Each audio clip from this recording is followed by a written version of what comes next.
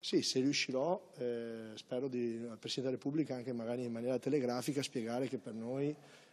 Porto Marghera, il lancio di Porto Marghera, ma dell'industria in generale, a Murano, le isole, cioè la parte della produzione, del lavoro, è fondamentale per questa città ed è la cosa che purtroppo non si può fare con le delibere di giunta piuttosto che con i decreti. Questo si fa sulle gambe di imprenditori, di persone, per cui non certamente la pubblica amministrazione, ma la pubblica amministrazione ha fatto tanti danni in passato, lo dico proprio dal Ministero dell'Ambiente in giù. Per cui dobbiamo richiedere, io voglio chiedere al Presidente della Repubblica di uscire dal SIN, che è il sito di interesse nazionale per quanto riguarda Porto Marghera, e avere come città metropolitana la possibilità di costruire le norme per fare delle bonifiche realmente sostenibili. Sì, noi non abbiamo visto la lettera, l'ha dichiarato l'autrice, dice che il Papa dice di andare avanti. Io sono d'accordissimo col Papa, è giusto che un'autrice continui a pubblicare libri, tant'è che gli stessi libri noi non li abbiamo ritirati dalle biblioteche, ci sono nelle scuole. Noi, e io insisto su questo, e credo che il Papa sia d'accordo con me,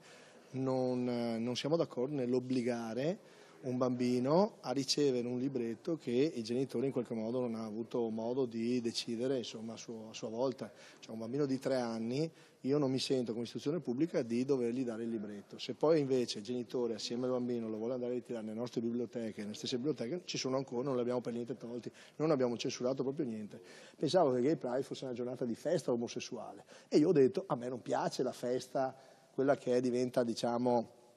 un po' sbruffona, soprattutto insomma, immagini abbiamo viste di ogni genere, possiamo nascondere. Poi se in Italia invece mi dicono, io non sono mai stato a un Gay Pride, effettivamente questo lo confesso, è vero, non sono un organizzatore di Gay Pride e non credo di diventarlo mai, ma da qui a dire lo vieterò è un'altra cosa. Insomma, vogliono mettere in bocca al Sindaco di Venezia cose che non ha mai detto e non ha neanche pensato. Cioè, io penso un bel Gay Pride, per esempio, tutti quanti sulla laguna, con la Elton John in prima fila sulla prima barca e facciamo il primo Gay Pride sulle barche del mondo, cioè Venezia che lo accoglierebbe bene, se poi c'è un sano, ci vorrebbe un po' di ironia nelle cose.